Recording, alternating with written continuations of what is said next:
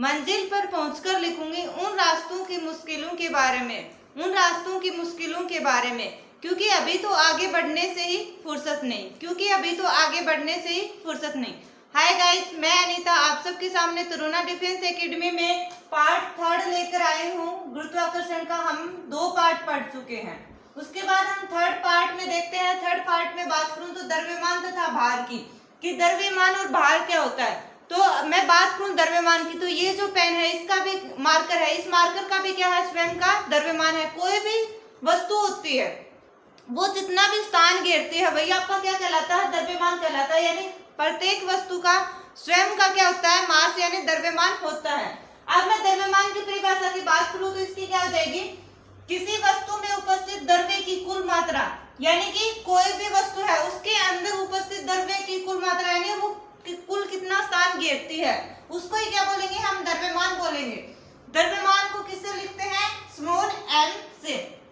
अगर मैं इसके द्रव्यमान की बात करूं कि किसी भी वस्तु का जो द्रव्यमान है वो हमेशा आपको क्या मिलेगा, नियत मिलेगा, यानी उसमें किसी भी प्रकार का आप बदलाव नहीं कर सकते। जो मार्कर मैंने ले रखा, क्या आप इस मार्कर के द्रव्यमान में बदलाव कर सकते हो, नहीं कर सकते।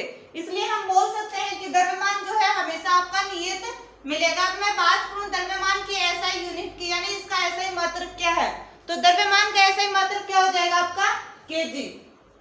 अब आगे देखिए, भार की बात करें कि भार क्या है। आपने कई बार सुना होगा कि द्रव्यमान और भार आपको दोनों ही क्या लग रहे होंगे, सेम सेम लग रहे होंगे, पर ये जो द्रव्यमान और भार है दोनों की दोनों भौतिक राशियां क्या है, एकदम अलग अलग है, एक दूसरे से बिल्कुल भी मेल नहीं खाती है। भार को किससे बोलते हैं, वेट यानी कि वजन की बात करें, डब्ल्यू कैपिटल डब्ल्यू से। अब भार जो होता है किसी भी वस्तु का वो क्या होता रहता है, बदलता रहता है। अब मैं बात करूं आपके वेट की या मेरे वेट की, तो मेरा वेट क्या सेम रहेगा हमेशा, 1 महीने 2 महीने 3 महीने 4 महीने में क्या होता रहेगा, चेंज होता रहेगा। यानी टाइम के अकॉर्डिंग या किसी भी परिवर्तन के कारण भार जो है वो क्या रहेगा, आपका बदलता रहेगा। इसलिए हम बोल सकते हैं कि किसी भी वस्तु का या किसी भी व्यक्ति का या किसी भी चीज का जो भार होता है वो आपके क्या करेगा, बदलता रहेगा, और द्रव्यमान क्या होगा, हमेशा नियत रहेगा। अब देखिए आगे इसकी परिभाषा की बात करूं कि भार क्या है, तो किसी वस्तु का भार वह बल है जिससे वह वस्तु पृथ्वी की ओर आकर्षित होती है। यानी कि कोई भी वस्तु है उसका भार वह बल होगा जिससे वो पृथ्वी की ओर क्या होगी, आकर्षित होगी, और आकर्षित होने का यही गुण क्या कहलाएगा, उस वस्तु का भार कहलाएगा। मैं भार के ऐसे ही मात्रक की बात करूं तो मात्रक किसका, न्यूटन हो जाएगा, और न्यूटन को एम से डिनोट करते हैं। अब देखिए बल बराबर क्या होता है, एम। एम क्या है, आपका मास यानी द्रव्यमान। ए की बात करूं तो ये क्या है, आपका त्वरण है, यानी किसी भी वस्तु का। पर जब पृथ्वी के गुरुत्वीय त्वरण की बात करेंगे तो उसको किससे डिनोट करेंगे, स्मॉल जी से। तो इसका बल या भार क्या हो जाएगा, एम जी। एम आपका मास हो गया, जी आपका पृथ्वी का गुरुत्वीय त्वरण। अब नोट लगा के एक बात याद रखना, भार जो होता है वो ऊर्ध्वाधर दिशा में नीचे की ओर लगता है, यानी जो भी भार होगा वो ऊर्ध्वाधर दिशा में और नीचे की तरफ लगेगा। किसी वस्तु का भार उसके द्रव्यमान यानी कि स्मॉल एम और गुरुत्वीय त्वरण यानी कि स्मॉल जी के ऊपर क्या करेगा, निर्भर करेगा। इन दोनों के अलावा किसी और राशि के ऊपर क्या नहीं करेगा, आपका भार डिपेंड नहीं होगा या निर्भर नहीं करेगा। क्यों, देखिए F बराबर हमने यहाँ क्या पढ़ा है, बराबर डब्ल्यू एम जी, यानी कि ये जो भार है ये m के ऊपर भी डिपेंड करेगा और g के ऊपर भी करेगा। इन दोनों के अलावा किसी भी भौतिक राशि के ऊपर निर्भर नहीं करेगा। अब बात करते हैं घनत्व की, कि आपका घनत्व क्या, तो घनत्व क्या होता है, कोई भी पदार्थ है उसका द्रव्यमान और आयतन का अनुपात ही क्या कहलाएगा, आपका घनत्व कहलाएगा। अगर मैं घनत्व की बात करूं तो घनत्व को किससे डिनोट करते हैं, रो से, और इसको कैसे लिखते हैं, ऐसे, यानी p के जैसा थोड़ा सा घुमा देना। अब अपेक्षित घनत्व क्या हो जाएगा, किसी भी पदार्थ का घनत्व और उस पदार्थ के अंदर जो 4 डिग्री जल का घनत्व होता है उन दोनों का अनुपात आपका क्या कहलाएगा, अपेक्षित घनत्व। तो इसका क्या हो जाएगा, अपेक्षित घनत्व इक्वल टू पदार्थ का घनत्व अपॉन 4 डिग्री सेल्सियस पर जल का घनत्व। जल का जो घनत्व होता है आपका वो कितना होता है, 1000 केजी पर मीटर क्यूब या फिर 1 ग्राम पर सेंटीमीटर क्यूब हम बोल सकते हैं। तो इस प्रकार से आपका द्रव्यमान और भार कंप्लीट होता है। एक बार अच्छे से वापस रिवाइज कर लेते हैं।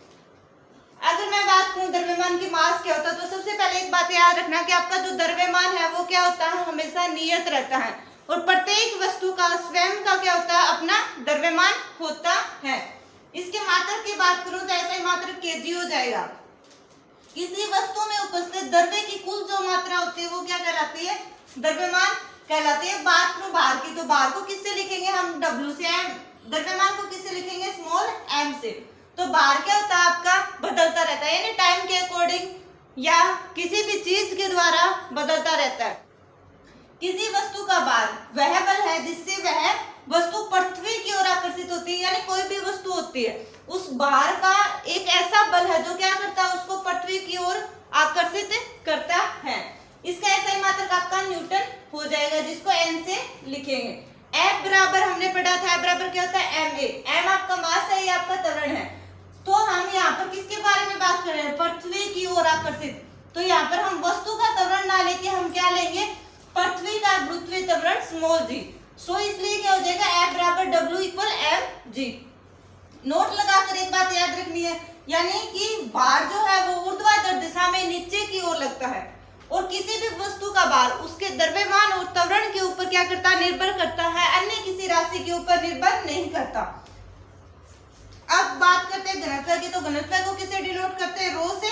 किसी पदार्थ के द्रव्यमान व आयतन के अनुपात को ही क्या बोलेंगे, घनत्व बोलेंगे। और अपेक्षित घनत्व किसे बोलेंगे, किसी पदार्थ का घनत्व व 4 डिग्री सेल्सियस पर जल के घनत्व का जो अनुपात होता है उसे क्या बोलेंगे, अपेक्षित घनत्व। जल का जो घनत्व होता है वो कितना होता है, 1000 kg पर मीटर क्यूब, या फिर बोल सकते हैं 1 ग्राम पर सेंटीमीटर क्यूब। इनको ऐसे भी लिख सकते हैं हम। शायद आपको दिख नहीं रहा होगा जल का घनत्व, तो देखिए जल का घनत्व हम यहाँ देखते हैं कि जो जल का घनत्व होता है वो, तो जल का घनत्व कितना हो जाएगा आपका, 1000 kg पर मीटर क्यूब, या फिर क्या बोल सकते हैं 1 ग्राम पर सेंटीमीटर क्यूब। ये आपके क्या है, जल का घनत्व। अगर आपसे ऑप्शन में आ जाए जल का घनत्व क्या होगा, तो आपको जो है इन दोनों में से एक ऑप्शन मिलेगा, और आपको इन दोनों में से एक ऑप्शन को क्या करना है, राइट टिक करना है। इसी तरह अगर आपको क्लास अच्छी लगती है तो जितना हो सके उतना क्लास को आगे से आगे बच्चों तक पहुंचाइए, और जितना हो सके उतना शेयर कीजिए, कमेंट कीजिए, लाइक कीजिए। जो भी दिक्कत आपको लगे कमेंट बॉक्स में कमेंट करके आप हमें अपना व्यू दे सकते हैं। Thank you for watching this class. जय हिंद, जय भारत।